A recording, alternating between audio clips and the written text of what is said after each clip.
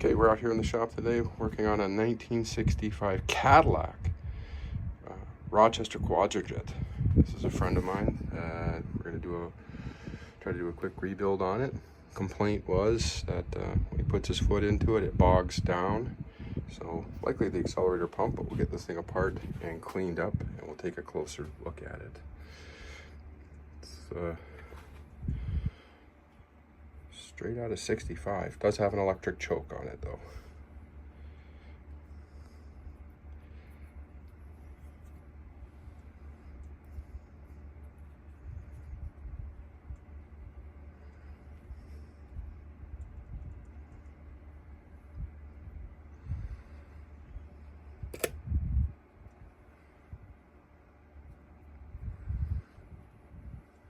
All right, we'll start the disassembly and put things in the ultrasonic, let them get cleaned up, and I got the rebuild kit here that we're going to try to patch into it.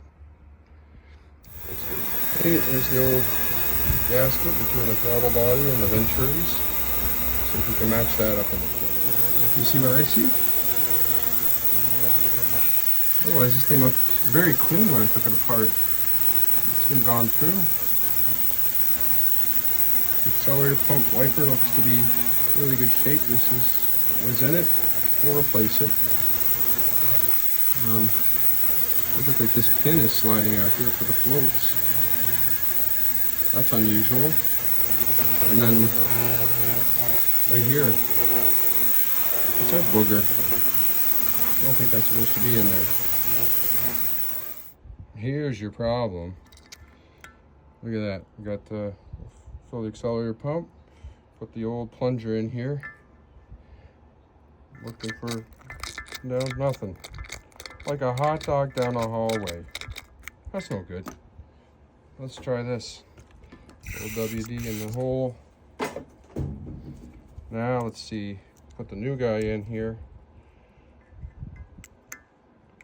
Oh, good and snug. And let's see. There we go.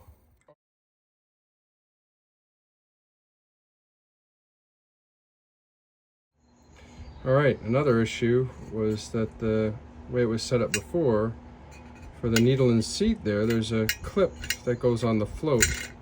So when the float drops, it'll pull the needle out of the seat and allow the fuel to flow in. It's possible that needle gets stuck. They didn't have the clips on there to pull it down, so maybe that was contributing to a little bit of fuel starvation kind of behavior. Anyway, fixed. All right, just getting ready to do the reassembly. We've got all the parts nicely cleaned and soaked the base plate here, which is made out of cast iron. Put that in the evapo-rust bucket for a while, and then rinsed it with water, blew it off, and then soaked her down with some WD-40. Let the water displacement formula number 40 do its job. I'm putting the gasket back on, a new gasket. One thing I like to do, I don't know if anybody else is doing this or if it's frowned upon, I put a thin, just a touch of RTV on the inside of this to seal those fibers, to prevent the wicking of fuel and then the smell of fuel, excessive smell of fuel in the garage. So I don't know if anybody else is doing that. Might be overkill. Somebody will chastise me maybe. All right, we're all back together. No parts left over. Came out nice and clean.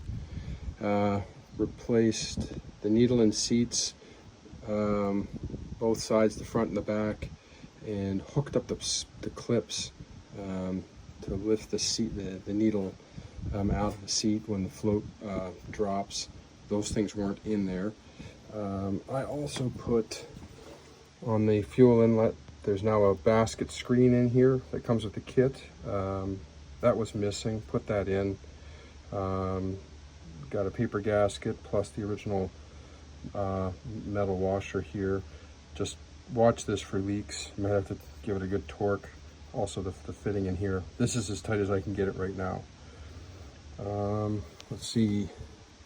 Did find a booger, like a piece of walnut shell or something that was in one of the orifices of one of the venturis. I showed you the other video about the accelerator pump. It was just, it looked brand new, but I think it was, they maybe used the wrong kit, or it shrunk over time because it was just rattling in the cylinder, in the bore there. So like a hot dog down the hallway. Now it pumps really nicely. Let's see, you're gonna have to probably tune the electric choke. I've got it set to the halfway point. You just loosen these screws and give it a twist. Mind your fingers. When you've got it plugged in, you got power from the ignition. This thing gets hot, but probably wouldn't be a big deal here because you're not driving it in the dead of winter. Polished up the center post, polished up any of the brass pieces that could take off. The air bleeders here, the two of them, took them out, cleaned them all up, polished them, or the ends and everything, but dialed them back in, and backed them out 3 full turns.